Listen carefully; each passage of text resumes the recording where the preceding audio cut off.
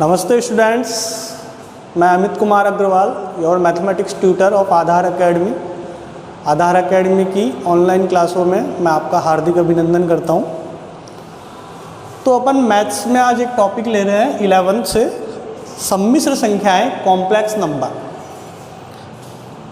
आपने संख्याएं पढ़ी है 10th क्लासों तक। आपने कौन कौन सी संख्याएं पढ़ी है? आपने धनात्मक संख्याएं पढ़ी हैं 1 2 3 4। आपने ऋणात्मक संख्याएं पढ़ी है -1 -2 -3 -4 इस टाइप से। आपने दशमलव वाली संख्याएं पढ़ी हैं 2.4, है ना, 2.6, 1.7 इस टाइप से संख्याएं पढ़ी हैं। आपने भिन्न के रूप में भी संख्याएं पढ़ी है ना, जैसे 1/3, 4/9 इस टाइप से भिन्न वाली संख्याएं भी पढ़ी है। आपने और कौन सी संख्याएं पढ़ी हैं? संख्याओं का और कौन सा रूप देखा आपने? मिश्र भिन्न वाला देखा होगा, 3 से ही 2/5 इस टाइप से भी आपने संख्याएं पढ़ी है। तो ये जितनी भी संख्याएं आपने अब तक पढ़ी है, 10वीं कक्षा तक आपने जितनी भी संख्याओं का अध्ययन किया है, चाहे वो आपकी प्राकृत संख्याएं हो, चाहे पूर्ण संख्याएं हो, चाहे परिमेय हो, चाहे अपरिमेय हो, सम, विषम, अभाज्य, है ना, कि जितनी भी तरह की संख्याएं थी 10वीं कक्षा तक, ये सारी की सारी संख्याएं वास्तविक संख्याएं थी, रियल नंबर्स। वास्तविक संख्याओं को मैं बोलता हूँ रियल नंबर्स। तो ये जितनी भी संख्याएं आपने देखी 10वीं कक्षा तक, ये सारी की सारी वास्तविक संख्याएं थी। अब क्या वास्तविक संख्याओं के अलावा भी संख्याएं होती है ना? वास्तविक संख्या का विलोम क्या हो गया? वास्तव का विलोम क्या हो गया? काल्पनिक। तो अब अपने पास में अपन काल्पनिक संख्याएं भी होती है, उनका भी अध्ययन करेंगे। फिर वास्तविक संख्याएं और काल्पनिक संख्याएं मिला के, इनके मिश्रण से जो संख्याएं बनेंगी, वो संख्याएं होंगी आपके पास में सम्मिश्र संख्याएं। तो सम्मिश्र संख्याएं किस किस के मिश्रण से बनती है? वास्तविक संख्याओं और काल्पनिक संख्याओं के। तो सबसे पहले अपने पास में अपन जो पढ़ चुके हैं 10वीं कक्षा तक, उसका भी एक बार रिवीजन करेंगे कि अपने पास में ये वास्तविक संख्या और काल्पनिक संख्या, इन दोनों के मिश्रण से, है ना, इन दोनों के मिश्रण से संख्या बनती है। वो क्या बनती है? आपके पास में सम्मिश्र संख्या बनती है। ठीक है, इसको अपन बोलते हैं रियल नंबर्स और इसको अपन बोलते हैं इमेजिनरी नंबर्स। ठीक है, तो एक बार मैं वास्तविक संख्याएं वापस रिवाइज करने जा रहा हूं आपके लिए। वास्तविक संख्याएं, तो मुख्य जो संख्याएं होती थी वो मैं वापस बताने जा रहा हूं आपको। तो सबसे पहले आप इसमें पढ़ते थे कौन सी संख्या? प्राकृत संख्या। प्राकृत संख्या कौन सी होती थी? आपके पास 1 2 3 4 इस तरह की संख्याएं प्राकृत संख्या होती थी। फिर आपके पास में आती थी पूर्ण संख्या। पूर्ण संख्या कौन सी होती है आपके पास में? 0 1 2 3 4, मतलब 0 का आविष्कार होने के बाद में इसमें 0 भी सम्मिलित कर लिया गया, तो इसको पूर्ण संख्या। फिर आपके पास में आए क्या? पूर्णांक। पूर्णांक में आपके पास 0 माइनस वाली भी आने लग गई संख्याएं। ठीक है, +-1, +-2, +-3। फिर आपके पास में एक संख्याएं आपने पढ़ी होगी परिमेय, है ना, रेशनल नंबर्स, परिमेय संख्या। तो इसमें आपने पढ़ा कि ये P/Q का रूप होना चाहिए, Q 0 नहीं होना चाहिए, P व Q क्या होने चाहिए? पूर्णांक, है ना। P व Q आपके पास में क्या होने चाहिए? यहाँ पे पूर्णांक होने चाहिए, पर 0 नहीं है। ठीक है, फिर आया आपके पास में अपरिमेय। अपरिमेय संख्याएं, अपरिमेय संख्याओं में जो परिमेय नहीं है, जो संख्या परिमेय संख्या नहीं है, वो अपरिमेय होती है ना। जैसे √2, आप √3 इस तरह की जो संख्याएं लिखते हो, वो आपके पास में क्या कहलाती है? अपरिमेय संख्याएं कहलाती है। मुख्यतः ये संख्याएं पढ़ी थी। ये सारी की सारी संख्याएं, ये सारी की सारी संख्याएं कैसी है बेटा? ये सारी की सारी वास्तविक संख्याएं हैं जो आपने अब तक 10वीं कक्षा में पढ़ी। अब काल्पनिक संख्याओं को बनाने की आवश्यकता क्यों पड़ी? ये इतनी संख्याएं काफ़ी थी, इसमें सारा काम चल रहा था अब तक का। तो हाँ, फिर ये नई संख्याएं, काल्पनिक संख्याएं आने की आवश्यकता ही क्यों पड़ी? देखो, मैं आपको एक समीकरण से स्टार्ट करता हूं कि चीजें कैसे डिमांड बनी अपने पास में कि वास्तव में काल्पनिक संख्याओं जैसी भी कोई चीज होती है। जैसे आपके पास में मान लो कोई समीकरण है x² - 9 = 0, ठीक है, समीकरण है ये, है ना। इससे क्या निकलेंगे? x के मान निकलेंगे। तो मैंने क्या किया, x² = 9 का पक्षांतरण कर लिया इधर, तो 9 माइनस से प्लस का हो गया। फिर क्या किया मैंने कि दोनों पक्षों का वर्गमूल कर लो, दोनों पक्षों का वर्गमूल। जब दोनों पक्षों का वर्गमूल करते हैं अपन तो x का मान क्या निकलता है? 3 निकलता है क्या? नहीं, +-3, यानी x के दो मान निकलते हैं, 3 और -3। x की अधिकतम घात कितनी है समीकरण में? 2, तो x के दो मान आएंगे, पढ़ा था ऐसा। तो x के दो मान कौन कौन आ गए? 3 और -3। अच्छा, ये 3 और -3 क्यों आता है? क्योंकि 3 और -3 दोनों ही समीकरण को संतुष्ट करते हैं। समीकरण को संतुष्ट करने का तात्पर्य क्या है कि यदि मैं x की जगह पे ये रखूं यहाँ पे, तो ये समीकरण का दूसरा पक्ष आपको प्राप्त होना चाहिए। रखो, देखिए x की जगह पे 3 रखो, 3 का वर्ग 9, 9 - 9 0 मिला। -3 रखो, -3 का वर्ग 9, -3 गुणा -3 प्लस का 9, 9 - 9 वापस 0। तो इस वजह से ये x के दो मान मिलते हैं अपने को, और ये दोनों मान इस समीकरण को क्या करते हैं? संतुष्ट करते हैं, ठीक है।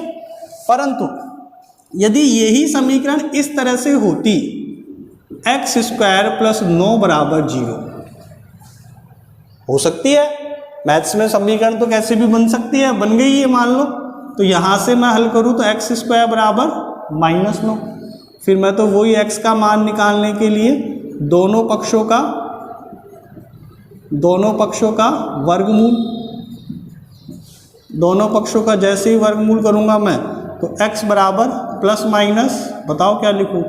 √-9 लिखना पड़ेगा, +-√-9। यहाँ भी स्टेप तो ऐसे ही होती थी कि ये +-√9 आता है ना। तो ये √9 का मान क्या हो जाता है? √9 का 3, तो ये 3 और -3। अब यहाँ पे भी +-√-9 बन गया। अब -9 का वर्गमूल क्या होगा बताओ? -9 का वर्गमूल कैसे निकलेगा भाई? 9 का वर्गमूल 3 निकला। क्यों निकला? क्योंकि 3 का वर्ग करने पर 9 मिल जाता है वापस। वर्गमूल और वर्ग में यही तो संबंध होता है। इसका वर्गमूल 3 आया, क्यों आया? क्योंकि इसका वर्ग करने पर वापस 9 मिलेंगे, ठीक है। अब -9 का वर्गमूल क्या आएगा? जो भी आएगा उसका वर्ग करने पर -9 मिलना चाहिए। तो ऐसी कोई सी संख्या है क्या जिसका वर्ग करने पर -9 मिलता हो? बताओ। 3 का वर्ग करने पर प्लस का 9 मिलता है। -3 का वर्ग करने पर भी प्लस का 9 मिलता है। तो माइनस का 9 कब मिलेगा? ऐसी कोई सी भी संख्या नहीं है जिसका वर्ग करने पर -9 मिले। या मैं यूं भी कह सकता हूं कि किसी भी संख्या का वर्ग ऋणात्मक नहीं होता है। किसी भी संख्या का वर्ग ऋणात्मक नहीं होता है। तो यानी इस संख्या का कोई वर्गमूल नहीं है। तो ये अंडर रूट में -9 ऐसे की ऐसे ही उलझा हुआ रह गया। अब इसका कोई सॉल्यूशन नहीं है, ये ऐसे की ऐसे ही रहेगा। अब ये नई आफत आ गई आपके लिए। तो ये जो इस तरह की संख्याएं हैं, ये जो आपके पास इस तरह की संख्याएं हैं, इस तरह की संख्याओं को ही क्या कहा जाता है? काल्पनिक संख्या कहा जाता है। क्या कहा जाता है? इस तरह की संख्याओं को ही काल्पनिक संख्या कहा जाता है, इमेजिनरी नंबर्स बोला जाता है। किस तरह की? कि ऋणात्मक संख्या। ये -9 क्या है? ऋणात्मक संख्या। इसका वर्गमूल रूप, ऋणात्मक संख्या यदि वर्गमूल में उलझ गई है ना, तो फिर वो संख्या वास्तविक नहीं रहेगी। क्योंकि यदि वास्तविक होगी तो उसका कोई ना कोई मान निकलेगा वर्गमूल से बाहर आके। जैसे √2 भी है तो √2 का कोई ना कोई मान होता है 1.4 करके इस तरह से कुछ मान आता है उसका। इसका कोई मान नहीं आ सकता। नहीं आ सकता, नहीं आ सकता तो ये वास्तविक नहीं है। वास्तविक होती तो कोई ना कोई मान आता है इसका, ठीक है। वास्तविक नहीं है तो फिर ये संख्याएं कैसी संख्याएं कहलाएंगी? काल्पनिक संख्या कहलाएंगी। और ये किस तरह की संख्या है? ऋणात्मक संख्या है। किसमें? वर्गमूल में। तो काल्पनिक संख्या की परिभाषा भी यही बनती है अपने पास में कि ऋणात्मक संख्या का वर्गमूल रूप काल्पनिक संख्या कहलाती है, ठीक है। तो अपन अब स्टार्ट करते हैं बातें काल्पनिक संख्या की। तो आपको ये तो समझ आ ही रहा है कि काल्पनिक संख्याओं की आवश्यकता अपने को क्यों पड़ी।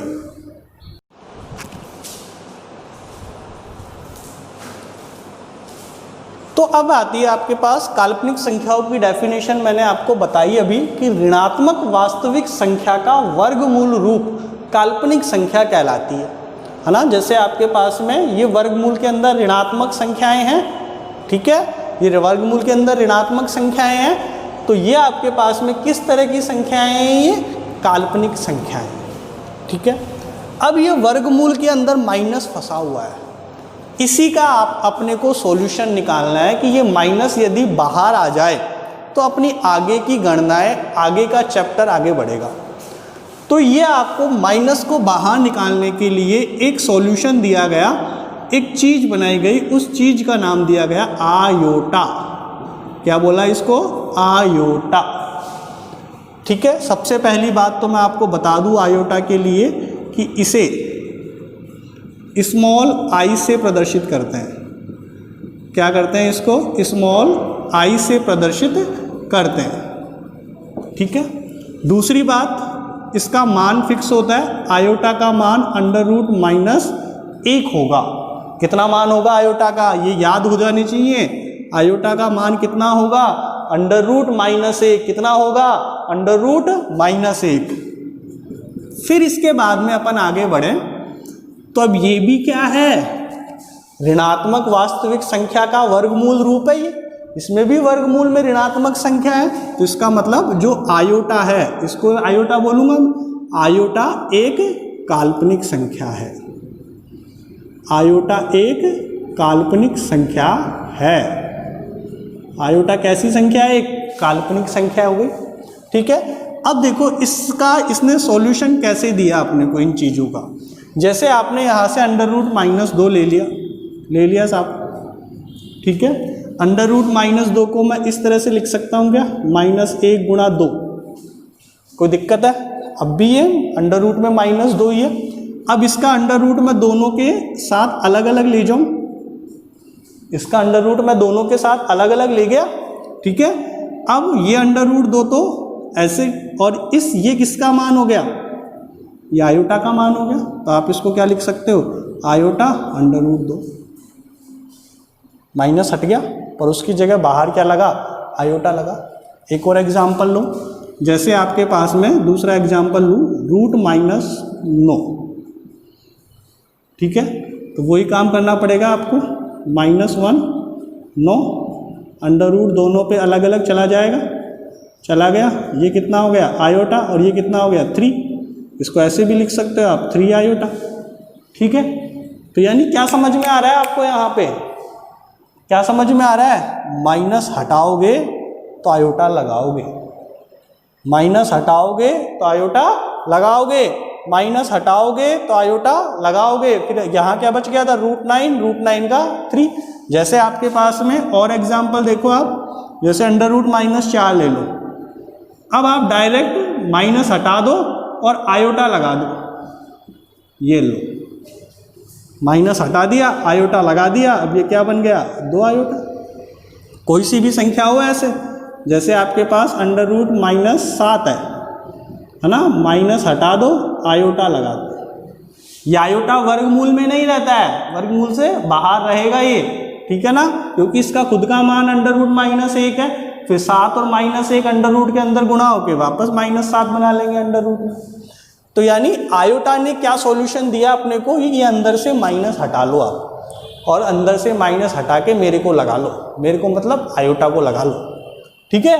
तो ये आपको आयोटा ने सॉल्यूशंस दिया। अब आयोटा की अपने पास में कुछ प्रॉपर्टीज है, उन प्रॉपर्टीज से अपन आगे की ओर बढ़ेंगे, ठीक है। तो देखो अपने पास में तो आपके पास अब है आयोटा के गुणधर्म।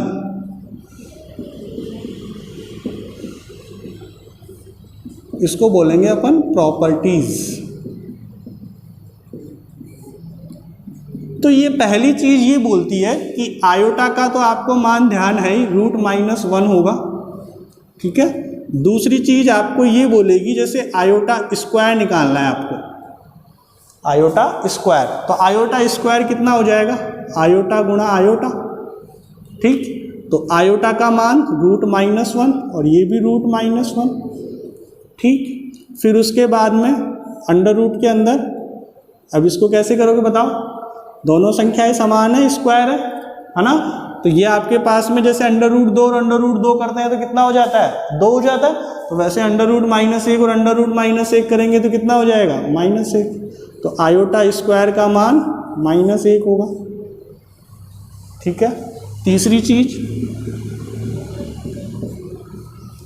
चीज आपके पास में आयोटा क्यूब, जैसे आयोटा क्यूब को मैं ऐसे लिख सकता हूँ कि आयोटा स्क्वायर गुणा आयोटा की घात 1, आधार समान हो तो घातें जुड़ जाती हैं, तो 2 और 1 वापस 3 बन जाएंगी।